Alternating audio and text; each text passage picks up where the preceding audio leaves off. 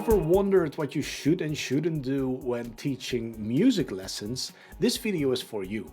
I have an interview with Neli Harper, the great guitar player and guitar teacher, about how to structure lessons, what to do and what not to do, and how you can make the most of every lesson so that your students stay very enthusiastic and learn the best music ever. Neli has an awesome YouTube channel, which I'll link to in the description below, so you should check it out if you want. Let's start this great interview, and I hope you really enjoy it as much as I did. While I've looked at curriculums and, for example, the grade system, which is a thing in the UK, because I studied there and a lot of people wanted to take these exams. I just had to go with them also.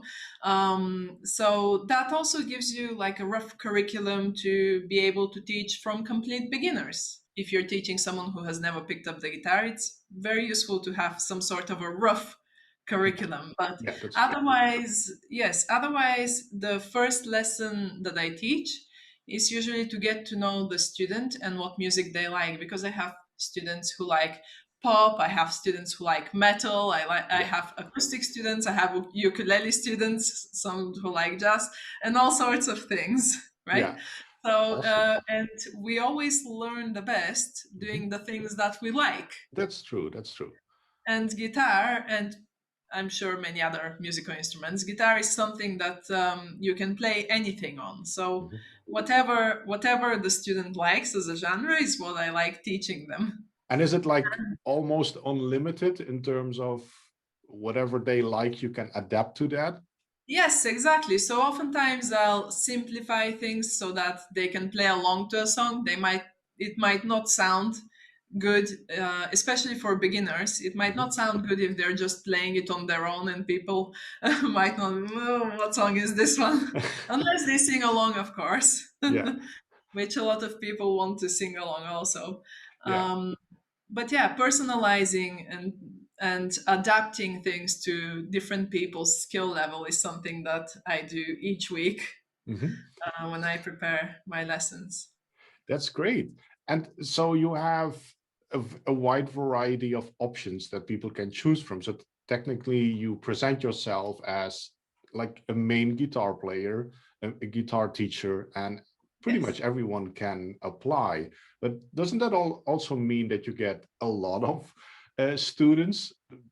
At Well, my imagination, it would be. well, the thing is, because of this high personalization thing that I Mhm. mentioned, I had to raise my prices to accommodate for my time spent Yeah, preparing those lessons. yeah. So not everybody can afford these prices in Bulgaria, at least. I know when you convert it to UK or US or other Western countries, it doesn't work out as expensive, which has benefited vastly my students from the UK when I first moved to Bulgaria. Mhm. Yeah, I So can that imagine. was really good for them. Yeah. But yeah, so it's sometimes I get requests for lessons, and I have to say no, but Mhm. I can't accommodate everybody, Yeah. which is why I'm trying to also write a basic guitar book to Mhm. start with. But yeah, that's gonna take some time. That's just in the Yeah. work. But the other thing is also oftentimes, people will decide they want to do guitar lessons, but they might not be able to commit to it, or Mhm. they might realize, well, they might find it too much work because everybody has such busy schedules, especially with this pandemic making everything so much harder to do Mhm. and things take a lot of time to finish. So it's very hard to find time to practice.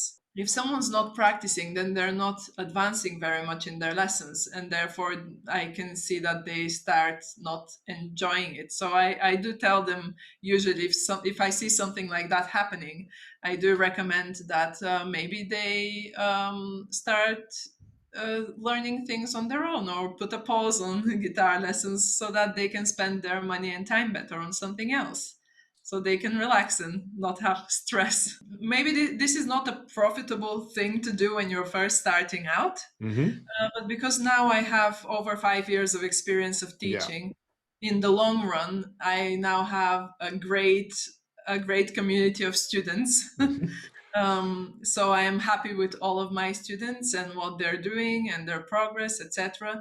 And of course, everybody wouldn't react well to also my teaching style, probably Hmm. because everybody has different styles of teaching. I'm not the person who's gonna go, "You do this now." Yeah. Some people react really well to being told exactly what to do and Yeah. being pushed into things, but I'm not that person.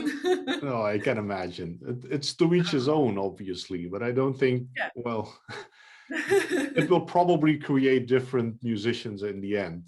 Uh, Yeah, exactly. It's yeah, just finding the right fit for you personally. Like people exactly. looking for the right coach and stuff. Hmm. It's kind of similar in that way. Yeah. The other thing is, especially when I lived in London, oftentimes there would be parents wanting to enroll their kids to do this and that and the Yeah, other thing. Just have very talented kids, and the kids. The thing is, the kids can do stuff. They can learn, yeah, but they get so many things to do that they get overwhelmed and they don't have yeah, the time to practice. So again, those are other cases that I recommend that they yeah. maybe have some time off. Not only do you have to deal with the students themselves, you obviously have to deal with parents and maybe other people that influence them. Like parents motivate them, but maybe they also have outside influences. They want to be as famous as Joe Satriani, for example. Yeah, yeah. Well, actually, more rarely I've gotten people who are interested in being famous. But for example, I have some students who are friends. So oftentimes they'd be comparing each other, even though they're learning completely different things and are interested in different stuff. They're like, "Ah, I want to learn this like he's doing, and I want to learn that." And that's kind of funny, but it's also because they're kids. Yeah, So it's kind of part of the process. Actually, it's a yeah, little it's bit of it's a part of it all. yeah. It's a little. It's, But yeah, sometimes it's I a little bit wouldn't of a say that sport. they get bad influences like that about getting famous or like Okay. comparing themselves in a negative way. Maybe an outside influence that they get sometimes for kids that is, and Hmm. actually as adults also a lot of adults are afraid of that, is of making mistakes, because in schools you're punished for making mistakes, right? Of course. Yeah. Most of the time. Yeah. So a lot of the process is to get people comfortable and to enjoy themselves. And actually, then the making mistakes is of course part of learning any instrument. Yeah. So just reminding them that nothing scary is happening. That's great. So it's almost like a personal coach as well, aside from music lessons. I wouldn't know about that. I'm not qualified for that sort of stuff. Yeah. It's just my rambles. Yeah, a little bit of a motivational speech doesn't harm anyone, right? Yeah, yeah, exactly. Or just reminding them, okay, it's not surgery. If you make a Exactly. mistake, Yeah. nothing, Yeah. nothing bad's gonna happen. What are your thoughts on, for example, creating separate courses? You already talked about writing a book, for example, so that's actually a real valuable thing. I've seen Mhm. many music teachers do that and being successful with that, especially if you already have a community, which we can talk about later. How do you see any benefit or a need for to create a course aside from the lessons that you already give? Would that be like something that you would advise, or that is actually a good thing, or I what's think your that would be a good thing if you have the time to create it and to devote into creating it. So, for Mhm. example, a course, as you said, I can imagine, especially nowadays, that being more of an online video thing, Yeah, right? And yeah, to create videos, you need to shoot them, edit them, and do all that sort of that's stuff, and true. that's Yeah, that's true. very time consuming. Now, since I have a big student pool, let's call it that. Yeah, Since I have a lot of lessons to teach, I don't really have time to, for example, shoot that's and true. edit the videos. But the so this is I have thought about it in the past, Hmm. but it's not something that I'm interested in developing personally. Hmm. Now, I'm sure that it will work great for others. It's just not, I don't really enjoy looking at myself and editing. Then, of course, I could hire people to do that. Yeah. Um, it's just not something that I feel like I need currently. Hmm. But one of my goals is to be able to work, as in long term goals, is to be able to work with a music shop and go and not in a music shop, but with one, and to Hmm. be able to go to some orphanages to teach music lessons there, guitar lessons, because it has been proven with science and stuff that playing an instrument actually helps develop children's IQ. And also, we all know it's a great stress reliever and it's Yes. a great tool to express emotions and all that sort of stuff. And I feel like that would be a good benefit. And I'm saying working with a music shop because, of course, these kids will need instruments, Hmm. right? Yeah, So obviously. so the book kind of comes in that direction, so that I could actually Okay. give something and leave something. And because I'm not sure at first if I will be able to do lessons, for example, once a week or once a Hmm. month even. But I could take books and leave them and have them as a resource for kids to develop on their own also. Oh, that's a great project. That's very awesome. So that's the thought process for the Yeah. book. So it's not so much as a thing that I want to be doing commercially. There's plenty of resources Hmm. um, for books and study materials, especially in English, Hmm. but there aren't many in Bulgarian. And since Hmm. I'm based in Bulgaria, that's what I felt I could contribute. That's actually a good thing. I think that's a good thing. Yeah, well, I can only hope so. Yeah, yeah, I can Time imagine. will tell. Yeah, yeah, absolutely. And about the community, so you talked about that you have a community now, and you probably have built that up during your lessons, obviously. And how does that work? How long does that take? How should Uh, you approach yeah, that if you so want to build one? so for a community, okay, I wouldn't say that I'm connecting my students with each other because Hmm. I would rather that they feel calm and safe and not the pressure of joining in a group or whatever. Yeah, I have, especially especially kids. Obviously, I don't introduce them to internet stuff. yeah. I have told my adult students about the resources that I provide for my online community, which Hmm. I've called my guitar family. Hmm. So this is just a mailing list, and I Hmm. send out some tabs every week, just to just make some things more accessible. That's And great. especially since I'm creating a lot of study materials and oftentimes of songs that are not very taught or learned, because a lot of people decide, oh, I want to learn this song from that film or Hmm. this indie game or whatever, Oh, and I transcribe it awesome. and I give it to them. So I like to share those resources. I have them anyway.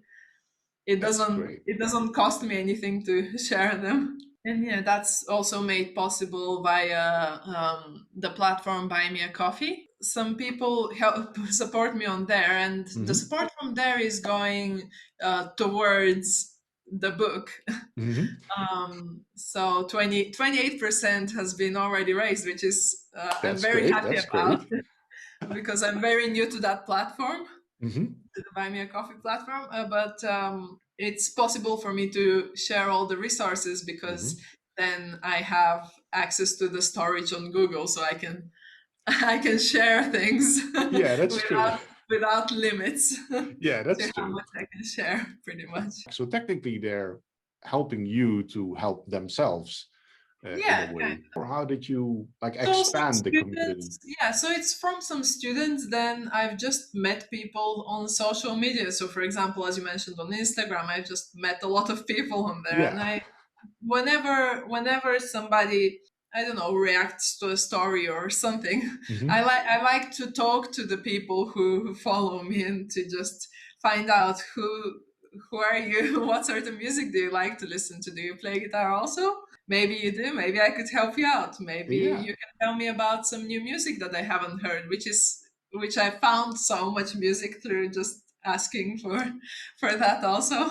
that's great. So that's actually a really great thing. So you're not only helps the interacting with your fans on social to maybe get you new clients in your music lesson, but you also find new sources of information that you can build new courses or lessons about? Yeah, I can't say that I usually use the songs to teach lessons Hmm. that I find, but it's just a fun thing for me personally to do. So that's more of a selfish thing. Oh, okay, okay. Well, that's because that's because I no like harm listening there. to so much music and I'm very Yeah. dependent on my mood as to what I like. It's just more of a yay, new song, that sounds cool. That's true. That's great. But I could imagine that it can help to get more insights into what your students are listening to. Well, the thing is that I asked them that well, first in our first lesson, so I know Yeah, yeah. what I can teach them. Because oftentimes in the first lessons, the students haven't thought about what songs they want to learn or that sort of stuff. But if they tell me what they listen to, then I can give them something that would be appealing to them, even Hmm. if they haven't heard it. It won't be like, oh, what's that? Right. I also asked them, "What would you like to learn next? What's the next thing you wanna?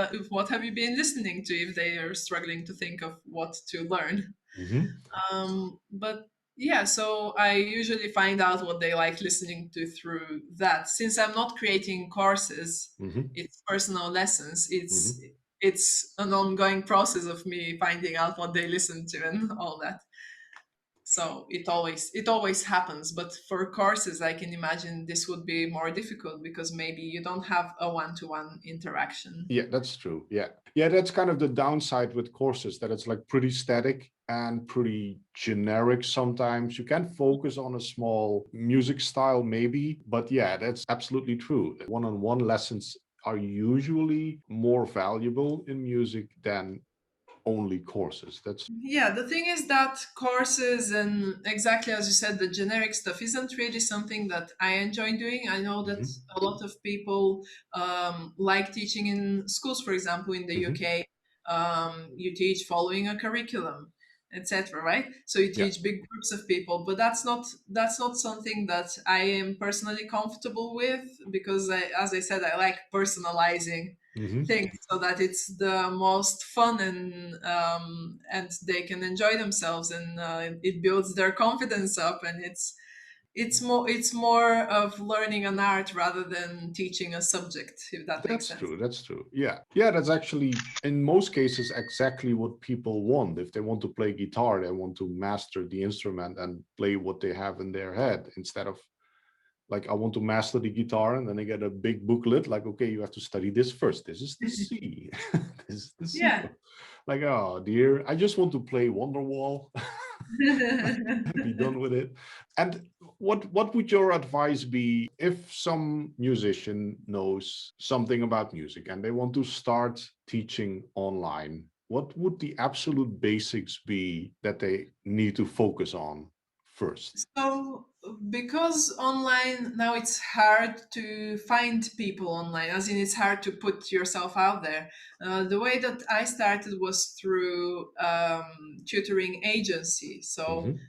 so I was part of their teacher roster, Hmm.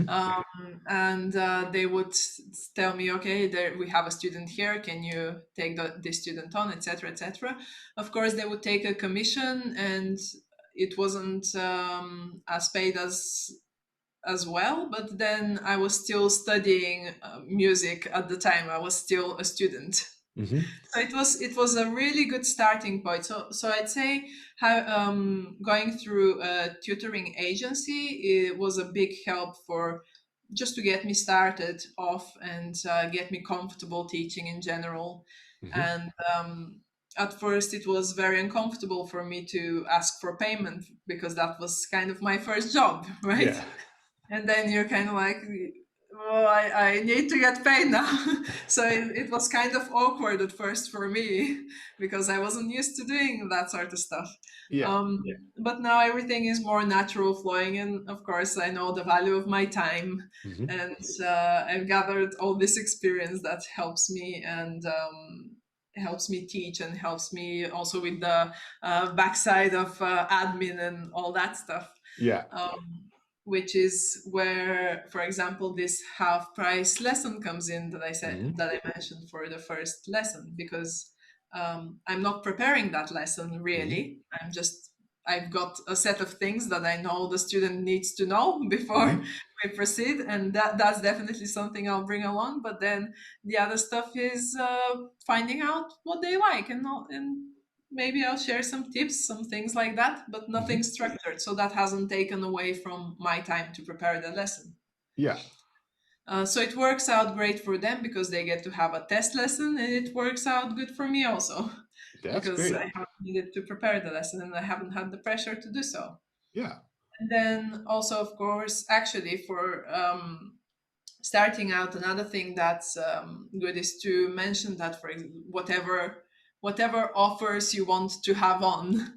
So, Hmm. for example, because invoicing is something I don't enjoy doing, I offer a discount whenever somebody prepays 10 lessons Hmm. because then I need to do one invoice and not 10.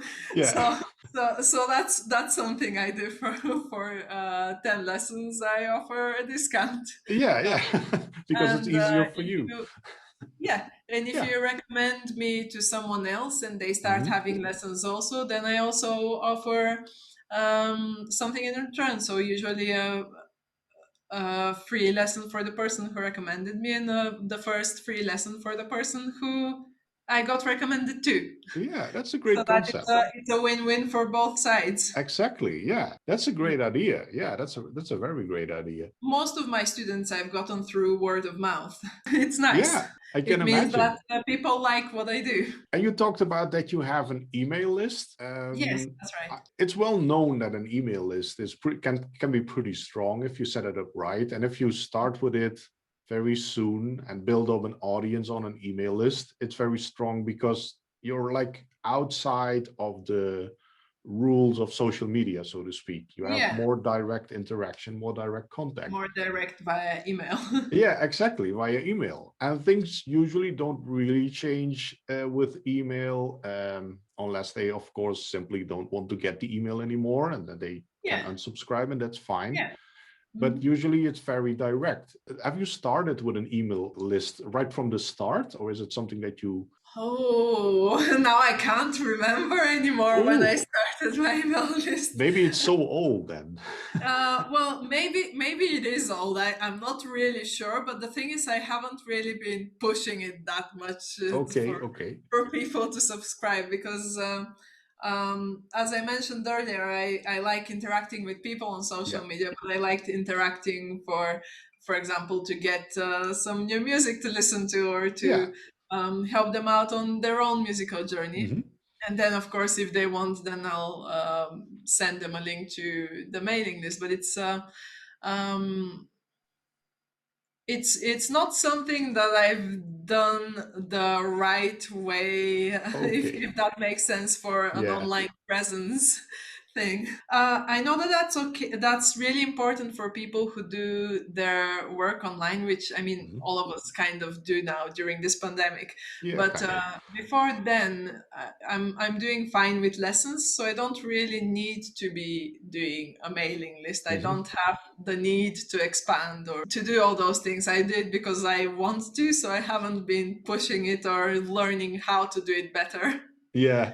That makes sense. Yeah, actually, it does. Because if I combine that with what you said earlier about creating a course and how that actually is not directly of value to you, it can be the same with a mailing list. And the way I see it, it can be good to just focus on that what works and Mm. what works for you. Like you're talking about the interactions that you have on social media. Not only do you like them, they also give you value. So focusing on that is actually better than trying to do everything and not really Yeah, it succeed can be in any. very overwhelming to try to Yeah, do it all.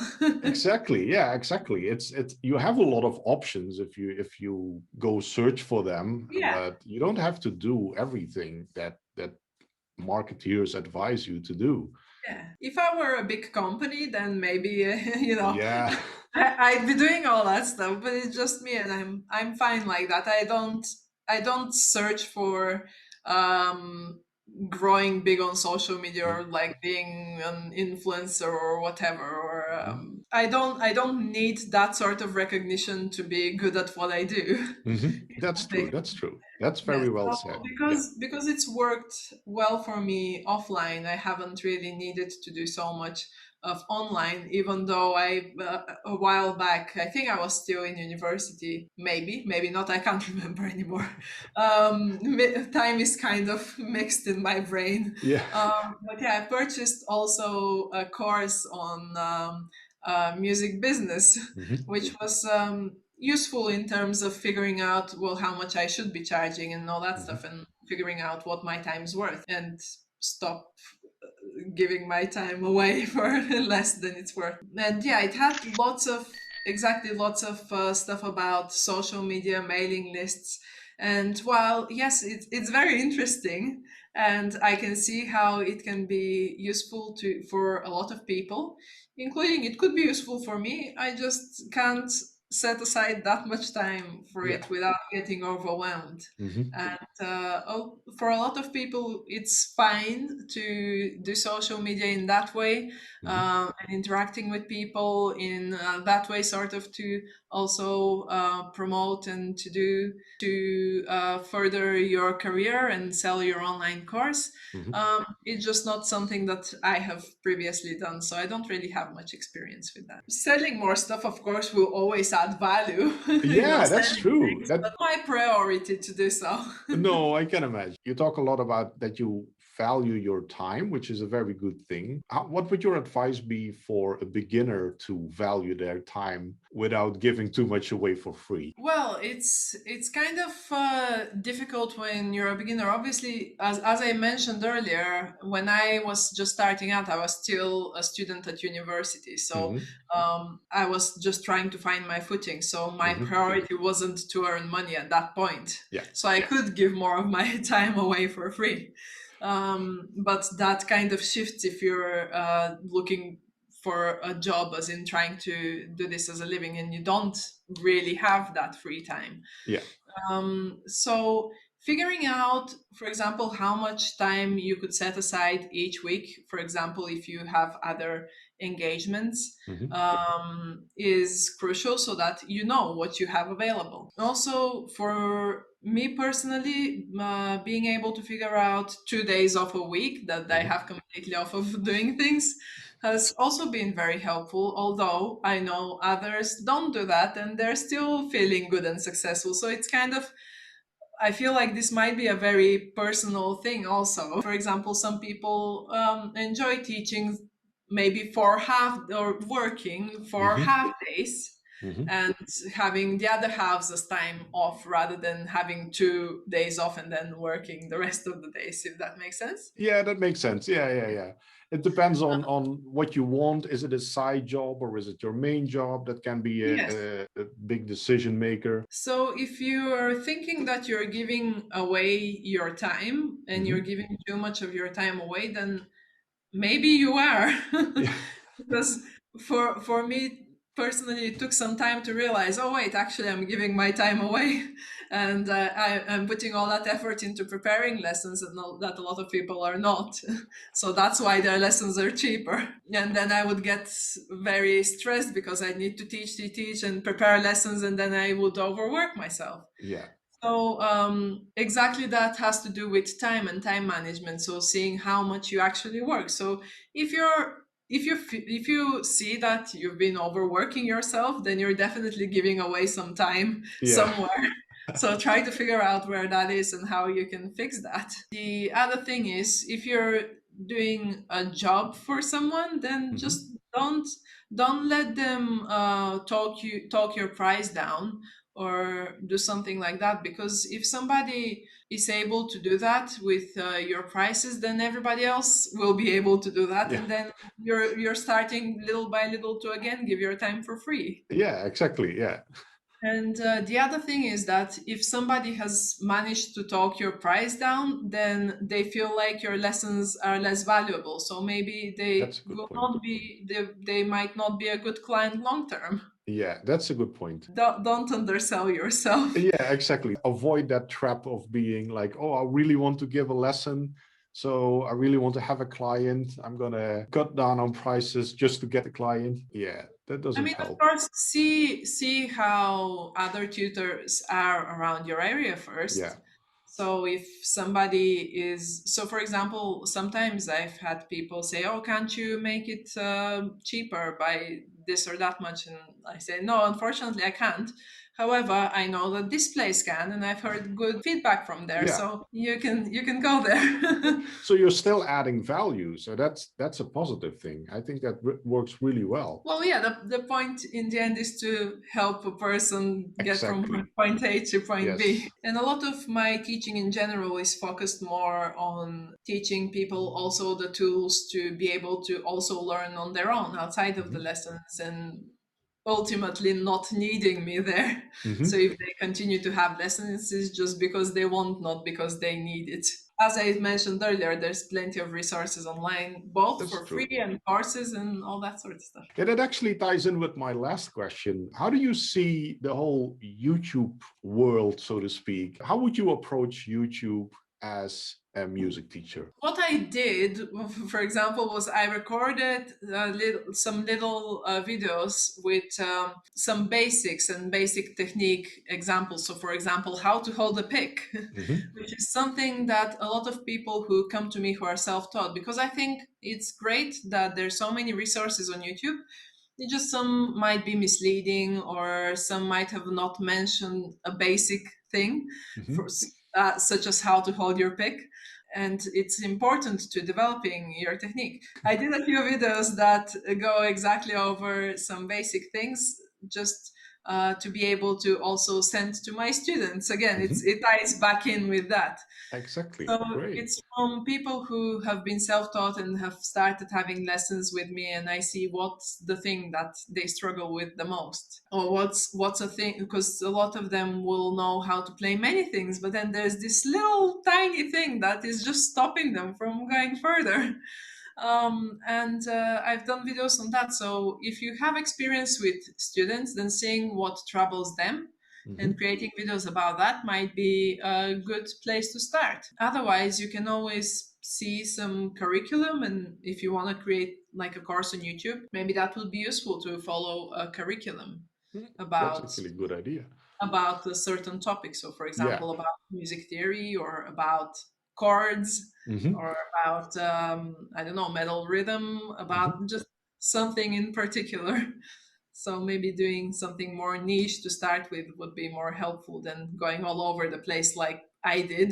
Yeah. Because but the thing is, I did that just to be able to point it back to people, and so that they can have it as a resource. It was still a valuable video then because it was tied with a question from from somebody out of your community. Yeah, because it's amazing what you can find on YouTube. Hmm. It's so great, because so many people can learn on their own, and Yeah. that's brilliant, I think. And yeah, just see what you can add to that. What's your take on things? Is there maybe a genre that you're more comfortable with or better at? Are you better at some technical things, such as what strings are good for this and that, or focusing on pickups, for example, and just Hmm. talking about technical details? Yeah. Is there some area which you are more interested in? And then, if it's something that you're more interested in, then others will be more interested to hear from you on that, right? Yeah, that's true. Yeah, a lot of the time when I've gotten questions from students, when I first started, of course, I was, oh yeah, actually, that's something I didn't think I would have to explain, Exactly. Yeah. because it's been so long since I've had my first lessons. That's true. And it can sometimes be a little bit skewed, like you know a lot about a certain topic and you miss out on a couple of others. That is where I think lessons can be very valuable because you can guide people towards the point that they actually want to focus on. Yes, exactly. Yeah. Yeah, that's well.